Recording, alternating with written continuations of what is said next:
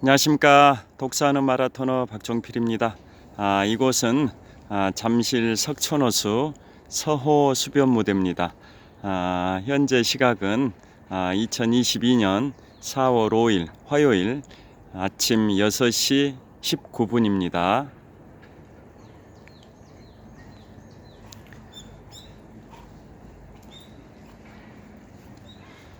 벚꽃이 많이 피고 있습니다. 이번 주말이면 벚꽃이 절정을 이룰 것 같습니다. 자, 석촌호수 조깅로 동호, 서호 합해서 한 바퀴에 2,563m인데요.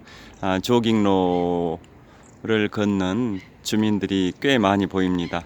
조깅로는 전부 우레탄으로 포장되어 있고 조깅로 폭은 한 5, 6m 정도 됩니다. 산책하는 분들 초록색 자켓을 입고 달리기 하는 분도 보입니다. 자, 벚꽃이 상당 부분 피었습니다. 오늘이 화요일이니까 이번 주 토요일, 일요일이면 절정을 이룰 것 같습니다. 자, 롯데월드 타워도 보입니다.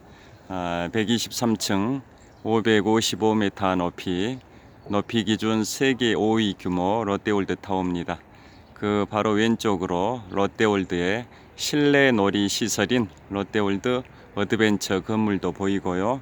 그리고 롯데월드 야외 놀이 시설인 롯데월드 매직 아일랜드는 지금 보고 계신 것처럼 석촌호수 서호의 한복판에 있습니다. 자, 저를 비춰보겠습니다. 안녕하십니까. 독서하는 마라토너 박종필입니다. 이곳 잠실 석촌호수 서호에서 흐드러지게 피고 있는 벚꽃을 배경으로 촬영을 하고 있습니다. 어제와 마찬가지로 제가 출근길에 자전거를 잠깐 세워두고 석촌호수 서호에서 벚꽃이 만개하고 있는 풍경을 카메라에 담고 있습니다. 화이팅! 자, 벚꽃이 활짝 피고 있습니다. 석촌호수 조깅로는 길이 2,563m 전 구간에 걸쳐서 이렇게 가로수들이 터널을 이루고 있어서 여름에는 녹음이 무성한 그 실록의 터널이 되고 봄에는 이렇게 벚꽃이 흐드러지게 피어 있는 벚꽃의 향연의 터널이 됩니다. 그래서 한여름 폭염 속에서도 땡볕에서도 햇볕의 한 8-90%는 차단해 주기 때문에 그 더운 여름에도 이 조깅로에서 햇볕이 가려진 상태에서 달릴 수 있어서 참 좋습니다. 자, 자전거를 타고 이동하면서 촬영을 하도록 하겠습니다.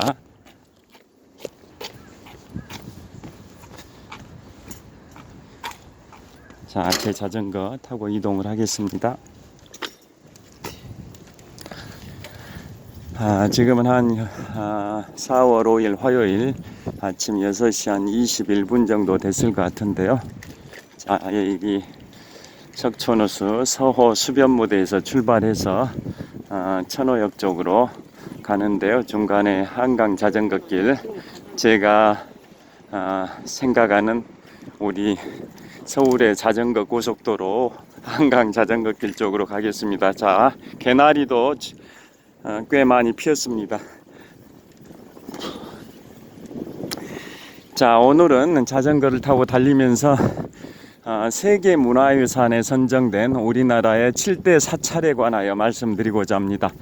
어제 뉴스에 지금부터 8년 전인 2014년에 세계 문화유산에 지정된 남한산성이 속해 있는 청량산 사분응선에서 화재가 발생이 돼서 3시간 반 만에 진화됐다라는 뉴스가 특보로 나왔는데요. 아시다시피 서울시 송파구 거여동 이쪽으로 남한산성을 이제 오르게 되는데요. 물론 등산로가 여러 군데 있습니다만은 송파구 거여동 쪽에서 오르게 되면 거기가 이제 행정구역상으로는 경기도 하남시 하감동입니다. 하감동. 거기 바로 위에, 즉 위례 신도시가 건설된 그 송파구 거여동이 행정구역상으로는 경기도 하남시 하감동인데요. 거기 아파트 단지 뒤쪽에서 불이 시작이 돼서 청량산 그 사분흥선 거기에서 주로 많이 집중적으로 산림이 훼손됐다고 하는데요. 3시간 반 만에 진화가 돼서 불행 중 다행으로 그 구분흥선 그 위에 있는 8년 전에 세계문화유산으로 지정된 남한산성 성곽길까지 훼손되지는 않아서 불행 중 다행이었던 것 같습니다. 제가 살고 있는 잠실 집 아파트 베란다에서도 그 약간 보였습니다. 남한산성도 이제 문화적 가치가 인정돼서 2014년에 세계문화유산에 지정됐듯이 우리나라 뭐 수천 개 정도의 사찰 중에 7개 사찰이 지금부터 4년 전인 2018년도에 세계문화유산에 지정이 됐습니다. 그 세계문화유산에 지정될 때 지정의 기준은 뭐 정말 막 그 많은 수천 개 사찰 중에 7대 사찰에 선정됐다라는 것은 그만큼 사찰로서의 가치가 있어서 평가를 받았기 때문에 선정된 것일 텐데요.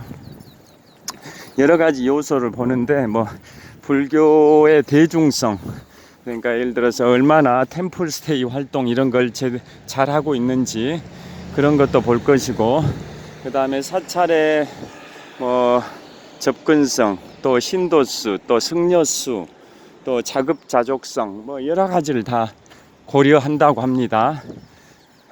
그래서 대중불교로서의 그러한 가치, 이런 요소들도 보게 된다고 하는데요. 그래서 여하튼 7개 사찰이 선정이 됐습니다. 그래서 먼저 7대 사찰을 말씀드리고 그 구체적 내용도 설명드리도록 하겠습니다. 이곳도 여기도 벚꽃이 피어 있습니다. 지금 정면의 아파트는 잠실주공 3단지가 재건축된 트리지움 아파트고, 그리고 지금 왼쪽의 아파트가 잠실주공 4단지가 재건축된 레이크 팰리스 아파트입니다. 그리고 또 저기 11시 방향, 저기는 잠실주공 2단지가 재건축된 리센츠 아파트입니다. 제가 여기 석촌호수 쪽에서 천호역 쪽으로 갈 때 중간에 자전거 고속도로에 해당되는 한강 자전거길을 탄다고 말씀드렸는데요. 거기 갈 때 가장 큰 신호등이 이곳입니다. 가장 큰 신호등, 이곳을 건너게 됩니다. 그래서 여기 지금 대각선 방향, 이곳 사거리에서 대각선 방향, 저기가 주공 2단지가 재건축된 리센츠고, 그 다음에 정면 여기 좀 허름한 아파트가 잠실 주공 5단지 아파트인데 아직 재건축이 되기 전입니다. 자, 횡단보도 파란불 신호에 건넜고요.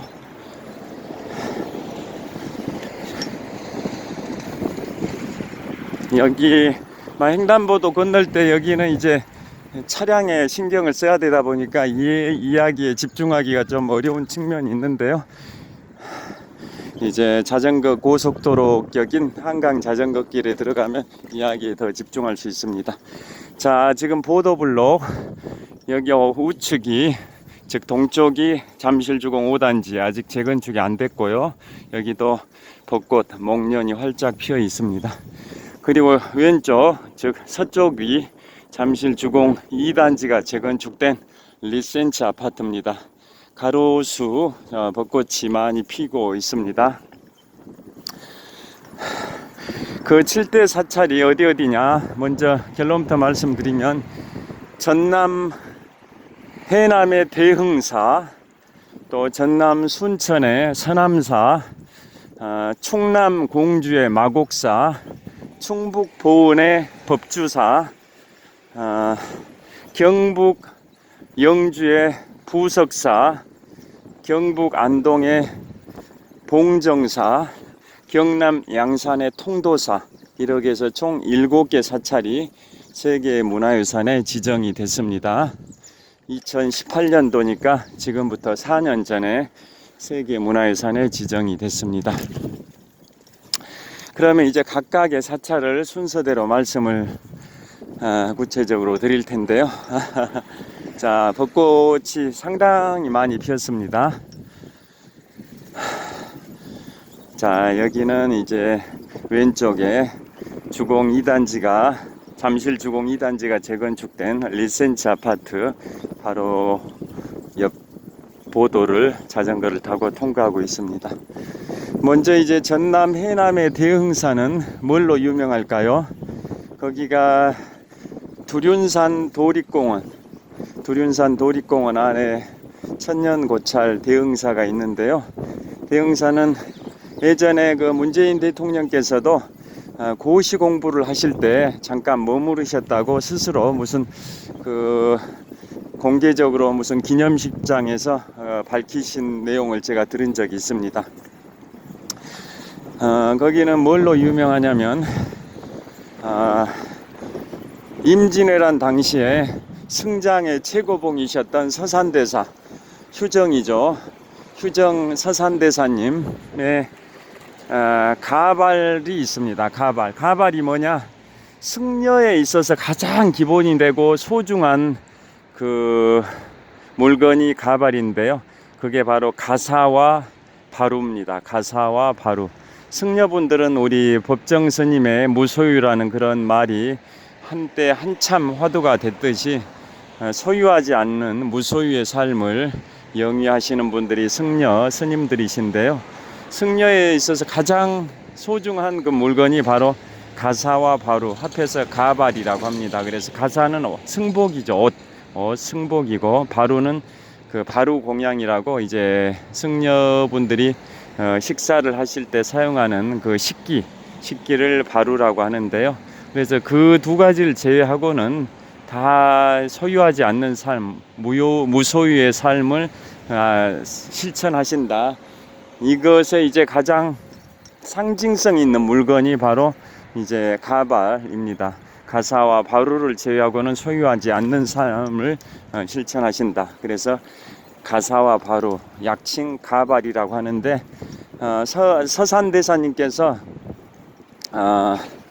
그 돌아가시기 전에 유언을 남기셨습니다. 나의 가사와 바루는 전남 해남 땅에 있는 대흥사에 남겨라. 그래서 서산대사님의 가발이 전남 해남 대흥사에 남아 있습니다. 자, 쭉 내려가겠습니다. 자, 잠실 나들목에 지금 진입을 하고 있습니다. 자, 그래서 대흥사에 서산대사님의 가발이 보존되어 있어서 거기는 굉장히 역사적 가치가 있는 사찰입니다. 쭉 가보겠습니다.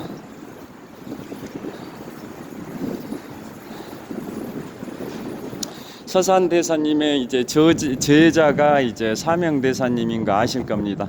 사명대사님은 임진왜란 당시에 일본과 휴전회담을 하고 또 이제 그 인질로 잡혀갔던 우리나라 양민들, 조선의 양민들을 귀환시키기 위해서 적지인 일본까지 가서 일본의 그러한 최고 권력자들과 회담을 하는 목숨을 건 그러한 그 일정을 소화해 내신 분이 사명대사님이신데요. 그래서 상당수의 양민들이 우리 조선으로 귀환이 되기도 했었습니다. 그분의 그 사명대사님의 스승이 서산대사님이라는 건 다 아실 겁니다. 자, 이제 자전거 고속도로 한강 자전거길에 진입을 했습니다. 오늘 현재 기온은 한 영상 6도 정도 될 것 같은데요. 어제하고 비슷할 것 같은데 장갑을 안 끼고 셀카봉을 들고 있으니까 손은 꽤 시렵습니다.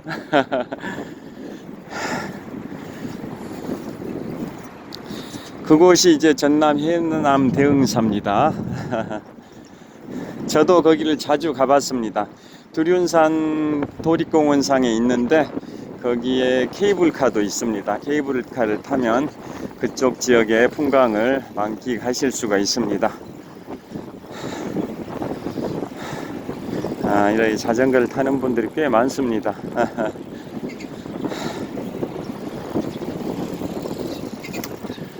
그 다음에 또 이제 두 번째 그 세계문화유산 전남 순천의 서남사입니다. 서남사는 제가 가장 존경하는 작가님이 소설가님이 조정래 소설가님이신데요. 그분은 이제 동국대 국문과를 나오셨는데 아버님이 서남사 전남 순천의 서남사 승려 분이셨다고 제가 알고 있습니다.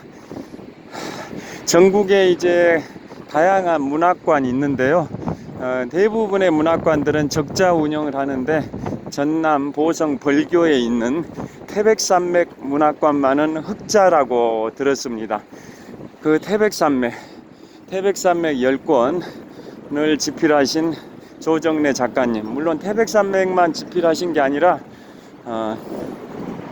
아리랑 12권, 또 한강 10권, 그 다음에 정글만리 3권 이렇게 집필하신 조정래 작가님이시죠.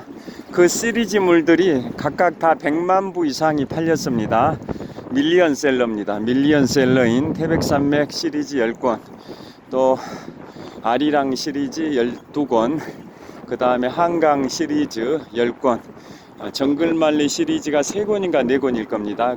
그 각각의 시리즈물들이 100만 부 이상씩 다 팔렸습니다. 밀리언셀러 작가님이십니다. 다 아시다시피 자, 오르막길 시작이 됩니다. 도로변에 개나리꽃이 흐드러지게 피어 있습니다. 태백산맥은 어제가 그제죠. 4.3 제주 사건 기념일이었는데요. 윤석열 당선인께서도 거기에 참석하셨다고 들었는데요. 4.3 사건은 제주도 양민 학살 사건이라는 거 다 아실 겁니다.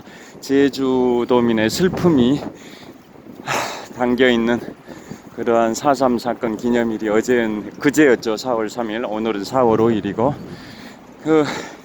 1948년 여순 사건으로부터, 여순 사건은 아실 겁니다. 제주도에서 4.3 사건이 발생되고 거기에 제주도민들이 공산당과 구분이 안 되고 그러니까 다 학살을 해버리고 이런 것이 4.3 사건이라는 거 다 아실 겁니다. 무고한 양민들을 학살했던 정말 민족의 아픔이 서려 있는 4.3 사건인데요. 4.3 사건의 진압을 위해서 여수 순천에 있는 국군을 출동시켰는데 국군들이 반기를 든 거죠. 양민을 학살할 수는 없다 라고 해서 반기를 든 사건이 여순 사건인데요. 처음에는 그것을 반란이라고 했는데 지금은 반란이라고 보진 않는 거죠. 양민을 학살할 수 없다라는 것은 반란으로 볼 수 없다라고 평가를 해서 지금은 여순 반란 사건이 아니라 여순 사건이라고 칭하고 있는데요. 1948년 여순 사건으로부터 6.25 한국전쟁을 거쳐서 한국전쟁 직후인 1953년까지 총 5년 동안의 기간을 다룬 그 당시에 민족주의자, 또 공산주의자, 또 여러 그러한 사상과 이념이 혼재했던, 대립했던 그러한 극한의 이념 갈등이 있었던 6.25 한국전쟁 전후사를 다룬 게 바로 태백산맥이라는 소설인데요. 그 소설을 1980년대 조정래 작가님이 쓰셔가지고 그 당시에 안기부죠. 지금은 국가정보원인데 그 당시에는 국가안전기획부에 수차례 소환되셔가지고 국가보안법 위반 이런 걸로 10여 년 동안 그 고통을 치르신 분이 조정래 작가님이신데, 노무현 정부 당시에선가 최종 무혐의 결정이 났다든가 여하튼 무혐의 결정이 났습니다.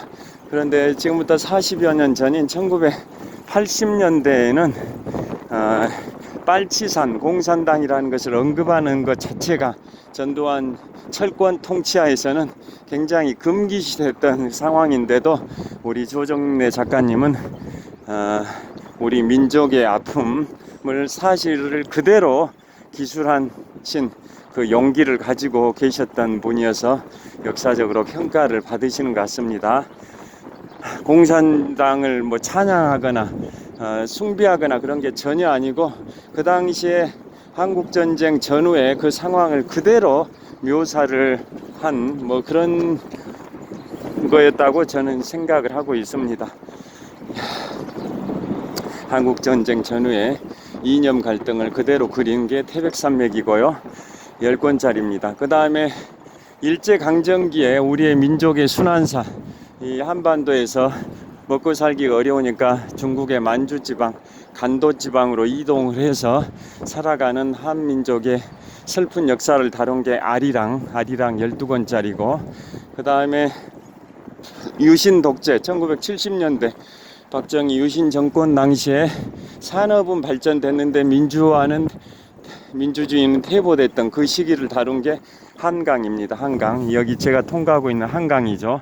왼쪽이 한강인데요. 한강 옆에 있다 해서 제가 통과하는 이곳을 한강 자전거길이라고 하는데요. 그 한강 70년대 산업화 시대의 민주주의의 역행, 이걸 다룬 게 한강이라는 소설 10권짜리입니다. 그리고 정글 말리는 중국, 현대 중국에 빠르게 변하고 있는 중국의 사회상을 그린 게 이제 정글만리 3권짜리인지 4권짜리인지 정확하게 기억이 안 납니다. 여하튼 그 각각의 시리즈들이 각각 100만 부 이상이 팔려서 위대한 작가로 평가되는 조정래 작가님이신데요. 그분이 최근에 등단 50주년을 맞이해서 2년 전입니다. 2년 전에 등단 50주년을 맞이해서 독자와의 대화라는 컨셉으로 그 책을 집필하셨습니다. 제목이 홀로 쓰고 함께 살다. 작가는 외로운 싸움이지 않습니까? 혼자 글 감옥에 갇혀가지고 글을 쓰신다라고 스스로 표현하셨는데요. 홀로 쓰지만은 독자분들이 읽어주시니까 함께 산다. 뭐 그런 의미입니다. 제목이 홀로 쓰고 함께 산다. 그게 이제 독자와의 대화라는 컨셉으로 독자들의 질문을 받아서 그거에 대해서 답을 하는 형식의 책인데, 그 질문을 공모를 했습니다. 공모할 때 제가 당첨이 됐습니다. 제가 수많은 사람들이 질문했을 텐데 제가 질문한 게, 왜 작가님께서는 주로 역사에 관해서 쓰시냐, 그리고 그 50년 동안 그 많은 책을 쓰신 그 저력은 어디에서 오냐 라는 질문을 했고, 그거에 대해서 답하시기를 역사에 대해서 쓰는 것이 역사를 알아야 그 잘못된 역사를 반복하지 않는 교훈으로 삼을 수 있다, 뭐 그런 취지의 답이셨고요. 그 다음에 그걸 쓰시는 그 에너지, 저력은 결국은 그 열정인 거죠. 열정. 그 열정, 그것에 대해서 꼭 해야겠다라는 독자, 또 우리 민족의 민족의 올바른 방향을 제시하기 위해서는 역사에 관해서 꼭 써야겠다는 그런 열정, 뭐 그런 취지의 답이셨던 것 같습니다. 그게 제 질문에 대한 답이 9페이지, 10페이지에 걸쳐서 답을 하신 게 제 카카오톡에 프로필 사진에도 그 각 페이지를 제가 사진 찍어서 올려놓은 게 있습니다. 그게 2년 전입니다. 여하튼 조정래 작가님의 선친께서 그 전남 순천의 서남사 출신이라고, 제가 승려 출신이시라고 들었습니다. 그리고 조정래 작가님의 부인이 김초혜 시인이라는 거 아시는 분은 아실 겁니다. 김초혜 시인께서 조정래 작가님의 부인이십니다. 사모님. 자, 내리막길입니다. 그래서 그 서남사는 조계산 도립공원, 아까 대흥사는 두륜산 도립공원에 있다고 말씀드렸는데요. 서남사는 조계산 도립공원에 있는데, 거기에서 동서로 그 산의 동쪽과 서쪽으로 이렇게 그 서남사와 송강사가 마주보고 있습니다. 그래서 조계산 도립공원을 사이에 두고 그 세계 문화유산에 지정된 서남사와 우리나라 삼보 사찰 중에 하나인 송광사가 마주보고 있습니다. 송광사는 잘 아시죠? 우리나라 삼보 사찰 하면 불법승, 불보사찰인 경남 양산의 통도사, 그 다음에 법보사찰인 경남 합천의 해인사, 승보사찰인 전남 순천의 송광사, 불법승이라고 하지 않습니까? 부처님을 모시는 걸 불보사찰 통도사, 또 법이라는 게 그 불경이지 않습니까? 불경, 그게 팔만대장경이 있는 해인사, 거기가 불보사찰.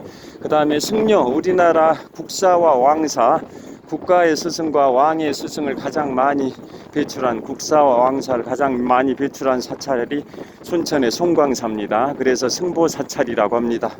불보사찰 통도사, 법보사찰 해인사, 승보사찰 송광사라고 하는데요. 그 송광사는 그 세계문화유산에 지정은 안 됐습니다만은 그 서남사가 세계문화유산에 지정이 되어 있고, 거기에 이제 해우소라고 있습니다. 서남사 해우소, 화장실을 해우소라고 하죠. 화장실에 앉아서 멍 때리고 앉아 있으면서 근심을 푼다 해서 풀해자, 근심 우자, 장소 소자에서 해우소라는 시도 있습니다. 시, 서남사 해우소에 관한 시.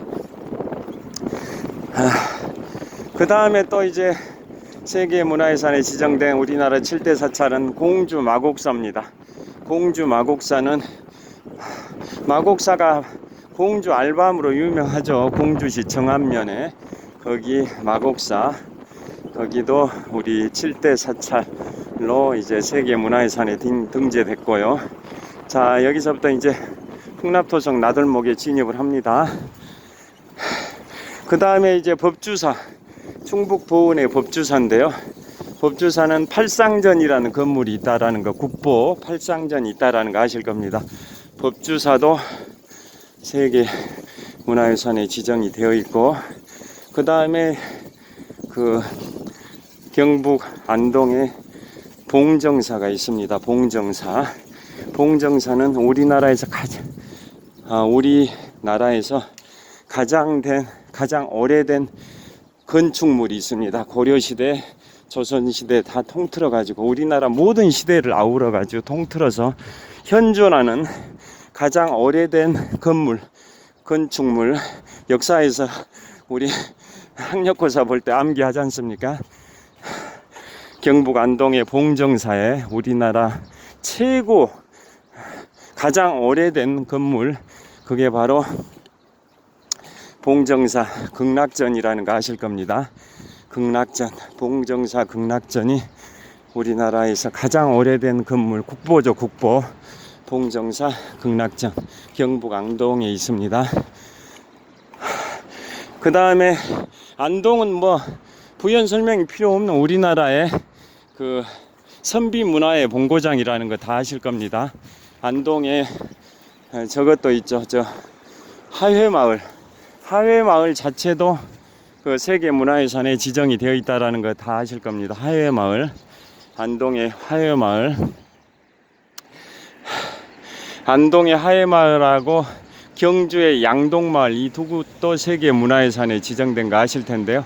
하회마을은 경북 안동시 병산면에 있습니다. 병산면, 거기에 병산서원도 있는데요. 그게 바로 우리 임진왜란 당시에 우리나라 최고의 명장이신 이순신 장군을 후원하셨던, 그 당시 임진왜란 당시에 영의정 유성룡 선생께서 그쪽에서 태어나셨고, 제가 거기에 언제 가봤냐면 2006년도인가 가봤을 겁니다. 2006년도에 거기를 갔었습니다. 안동의 하회마을을 2006년도에 경주에서 대명콘도에서 좀 1박인가 2박하고 올라오는 길에 안동 하회마을을 2006년도에 갔었는데요. 하회라는 말의 뜻을 아시죠? 강하자, 회전할 회자, 낙동강이라는 강을 회전한 듯하게 이렇게 그 물길이 이렇게 아주 그 회전하는 그러한 강의 모양이죠. 낙동강이라는 물줄기가 회전하는 듯한 그 그 커브를 그으면서 지나간다 해서 하회, 강하자 회전할 회자에서 그래서 하회 마을인가 아실 겁니다. 예전에 엘리자베스 2세 여왕, 현재 영국의 국왕이죠. 1952년에 재위를 해서 올해 엘리자베스 2세 여왕이 즉위 70주년을 맞이하셨는데요. 그분이 한 20여 년 전에 안동 하회마을을 또 방문하셨었고, 그 당시에 유성룡 선생, 서해 유성룡 선생의 후손인 탤런트 유시원 씨인가, 그분을 좀 에스코트, 엘리자베스 2세 여왕을 에스코트 하시기도 하신 걸로 제가 알고 있습니다. 여하튼 안동에는 하회마을도 있고, 서해 유성룡 선생의 생가를 갔더니 임금님인 선조, 조선의 선조가 그 당시 영의정했던 서해 유성룡 선생께 교지, 임금이 신하한테 내리는 게 지시문서를 교지라고 하지 않습니까? 교지도 전시되어 있었습니다. 또 유성룡 선생과 관련된 재밌는 얘기가 있습니다. 그분이 이제 선조가 임진왜란이 일어나니까 임진각을 건너서 평양 거쳐서 의주까지, 지금의 신의주까지 도피를 했었죠.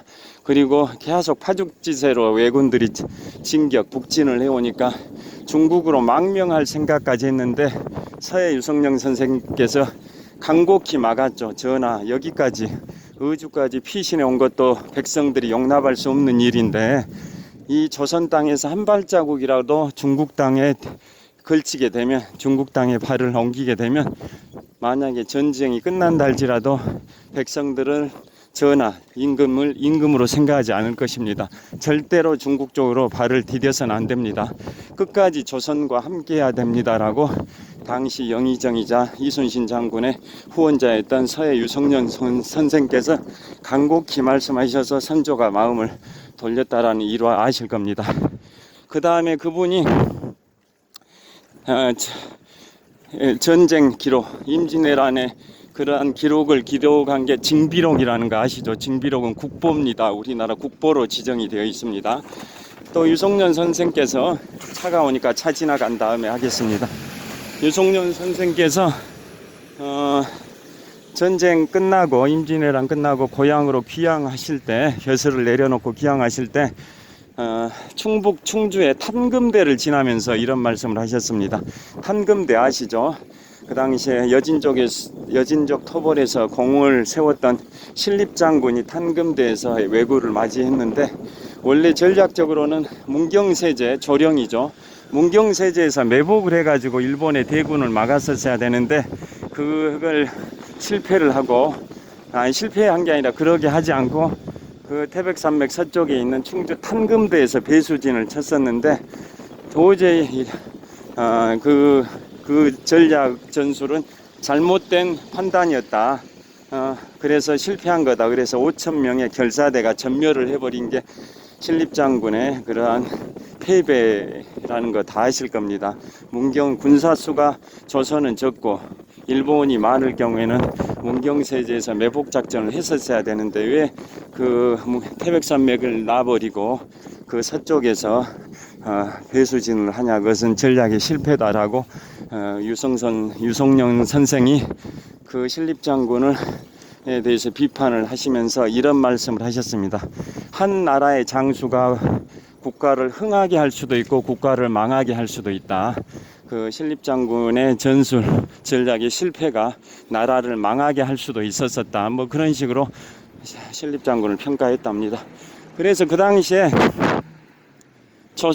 일본군은 당연히 문경세제에서 조선군이 매복을 하고 있을 줄 알고 굉장히 조심스럽게 문경세제를 통과를 하는데, 새들이 만약에 매복을 하고 있다면 울지 않아야 된다고 합니다. 매복을 하고 사람이 숨어 있으면.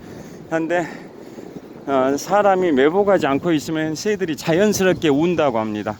그러니까 매복할 걸로 기대하고 조심스럽게 일본군이 거기를 통과를 하는데 참새 소리가 자연스럽게 울고 있었던 거죠. 즉 매복하지 않고 있다라는 증거인 거죠. 그래서 파죽지세로 태백산맥 조령산을 돌파해서 충주에 가서 신립장군의 5천 결사대를 멸망시켰다. 패배시켰다 뭐 그런 내용 다 하실 겁니다. 여하튼 그 안동을 말씀드리다가 서해 유성룡 선생까지 말씀을 드렸는데요. 여하튼 안동의 봉정사가 세계문화유산 7대 사찰 중에 하나입니다. 그 다음이 또 하나가 영주, 경북 영주의 부석사, 잘 아실 겁니다. 부석사 무량수전. 부석사는 통일신라시대 의상대사가 세운 사찰이라는 거 아실 겁니다. 무량수전. 의상대사는 화엄종의 대가이신데요.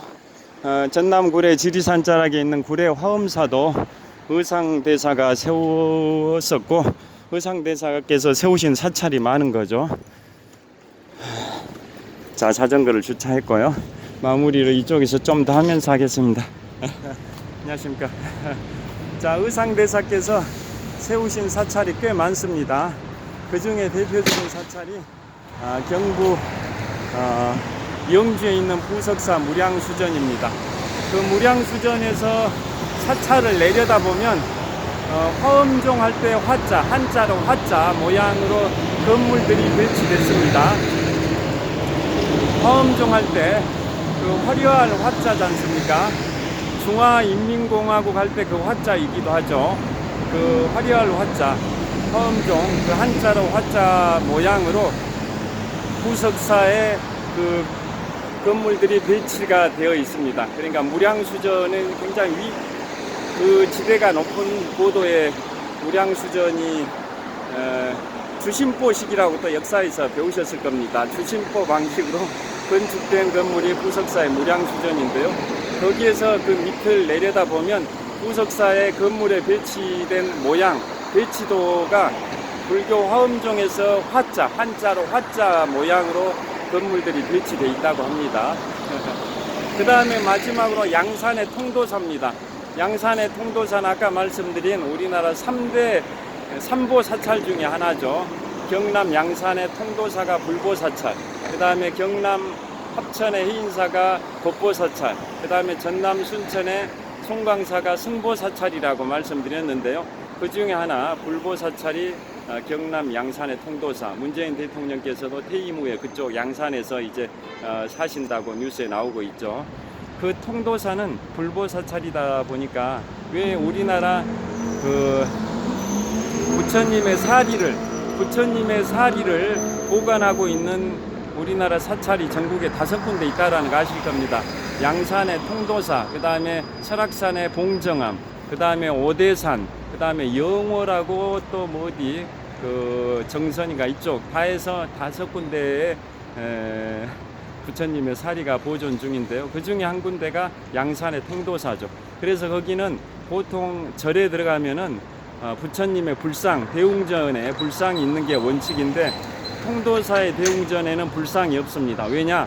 부처님의 진신사리가 모셔져 있기 때문에 불상을 배치할 필요가 없다라고 생각을 하고 통도사의 대웅전에는 불상이 없고 부처님의 진신사리가 보존이 되어 있습니다. 자, 그래서 우리나라 7대 사찰이 2018년도 지금부터 4년 전에 세계문화유산에 지정이 됐는데요.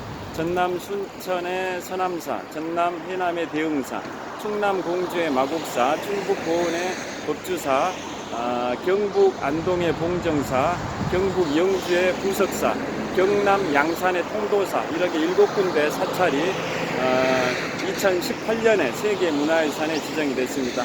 자, 지금까지 천호역에서 독서하는 마라토너 박종필이었습니다. 현재 시각은 2022년 4월 5일 화요일 아침 7시 정도 됐을 것 같습니다. 좋은 하루 되시기 바랍니다. 시청해 주셔서 감사합니다. 화이팅! 자, 마무리하겠습니다. 좋은 하루 되십시오.